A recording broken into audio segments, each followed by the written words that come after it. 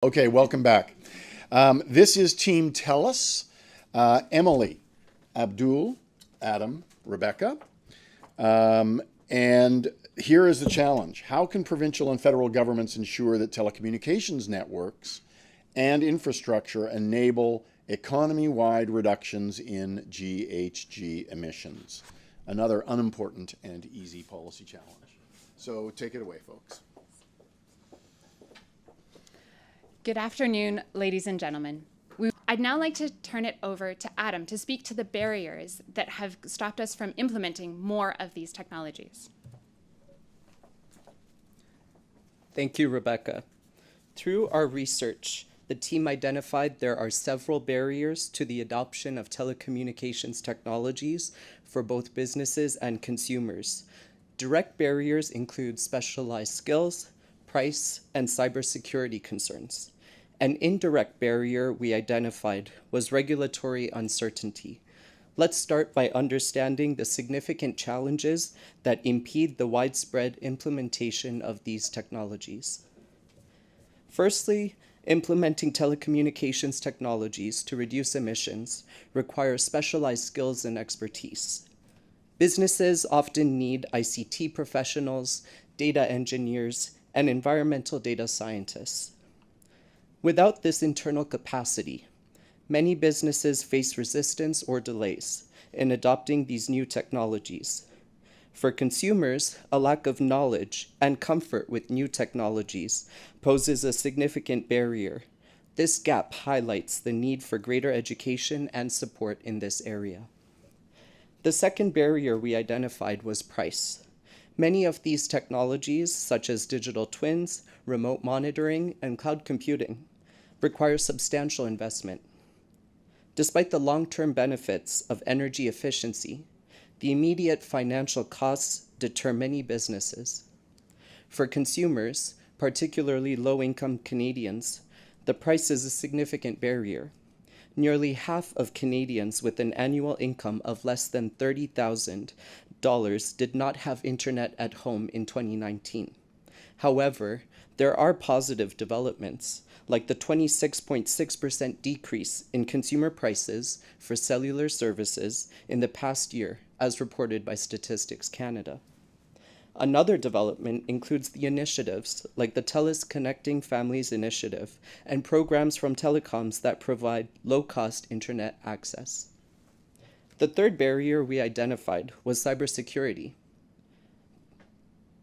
Increased connectivity introduces vulnerabilities that cybercriminals can exploit. According to BlackBerry, nearly 2/3 of businesses see cybersecurity as a significant barrier to digital adoption. These concerns are echoed in the agriculture sector, where cyber attacks have targeted farmers' data. Individuals also worry about privacy, which can deter them from adopting smart home technologies. Addressing these cybersecurity concerns is crucial for fostering trust and encouraging adoption.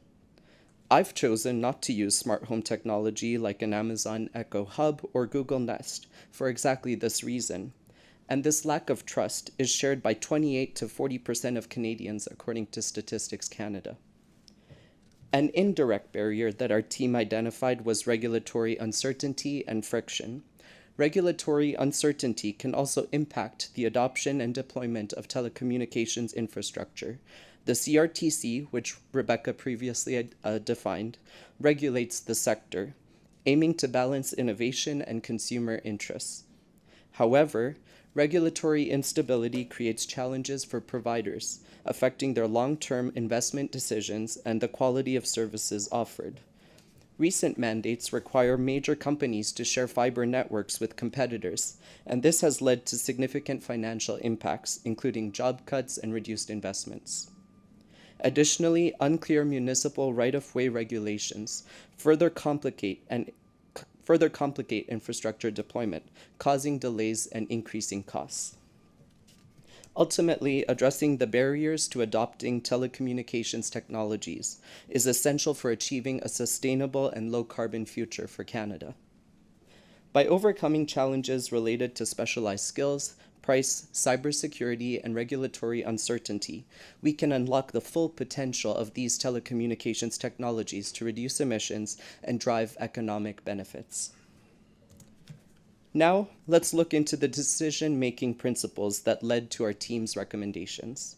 In developing recommendations to leverage telecommunications for emissions reduction, several criteria were considered. These were the potential for significant greenhouse gas reductions, ease of implementation, stakeholder buy-in, scalability, regulatory alignment, and economic viability. Based on these criteria, two main recommendations were selected.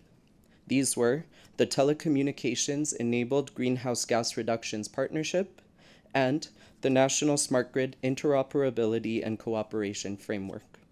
These initiatives focus on improving industry adoption due to higher greenhouse gas emissions from industrial applications. Abdul Hakim will now elaborate on our first recommendation.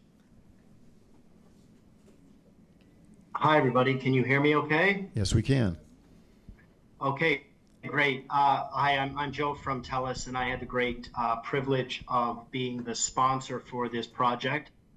So before I ask a quick question, I'd like to say congratulations to Rebecca and Emily and Abdul and Adam for an excellent product, which we've all witnessed the outcome of their work today, but more so in terms of the process that they followed and the kind of environment they created when we would have opportunities to get together and talk through these ideas. So, congratulations to the team on a real wonderful product.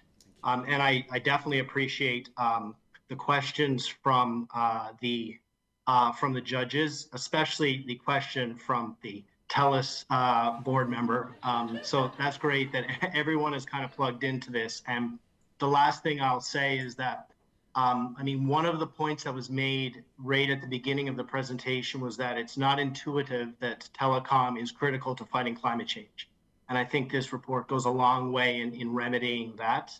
So great to see telecom positioned in that way. So my question, I think, is pretty short here. I'm curious if you could say a little bit more about the assumptions and the calculations that went into your climate projections, as these are very substantial, meaningful reductions in GHG emissions of 6% and almost 4%. So if you could say a little bit more about that, that would be great. Thank you. Excellent. So we looked at, for the PPP, the projection over 5 years and said, what would be a reasonable and conservative estimate based on that 15% number? From that, we said, all right, can we use a small portion of that 15% and take 10 megatons per year with 125 projects? The reason I'm saying 125 is we had that 500 number. We said we're probably only going to have 4 years of real implementation time. It takes 6 months to get going. You've got 4 months or 4 years of work, and then you've got a 6-month wind down time. So that gives you 125 projects a year, which was also how we determined the staffing number. Doing a cumulative, we get to 40 megatons over the 5 years, which is a 6% reduction versus our current emissions. The 3.9 comes from an estimate in an academic paper looking at how smart grids have a potential to reduce emissions. This is a fairly conservative estimate. Not only was the study done several years ago, but it talks about what is the emissions reduction potential for the electricity grid.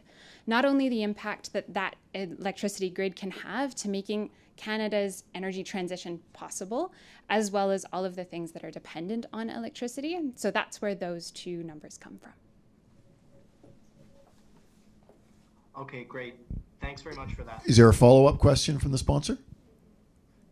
It's not a follow-up, maybe it's a separate question. Okay. I am curious, now that you've done this work and you have, 2 great ideas, what are your next steps?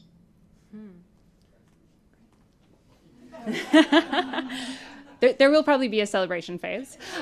Also, in 2 weeks, we're presenting this work to ICED just to share the recommendations and hear their feedback as well. I think we've also discussed as a team other communication strategies, including doing a bit more promotion of the work and the possibility behind telecommunications to reduce emissions. Okay. Great presentation. I have a question about smart grid and interoperability along the east-west side, and it's because one of the regulators that wasn't mentioned is the FERC, the Federal Energy Regulatory Commission of the U.S., which regulates standards, including in Canada, across north-south bands. So where it comes to smart grid regulation or interoperability, I'm just wondering if you had any thinking about where the US is at and where the FERC might be at, and what is the relationship between your proposals and the US electricity regulator? Thank you for that question. As part of our research in looking at smart grid examples and framework examples, the US did show up in our research. That particular example did not come up in our research, but we did identify in the United States there is the National Institute of Standards and Tech Framework and Roadmap. In terms of being implemented, there's still much work to be done. And in terms of examples, we identified other countries like Australia, but that specific example did not show up in our initial research. So thank you very much, folks. Great job.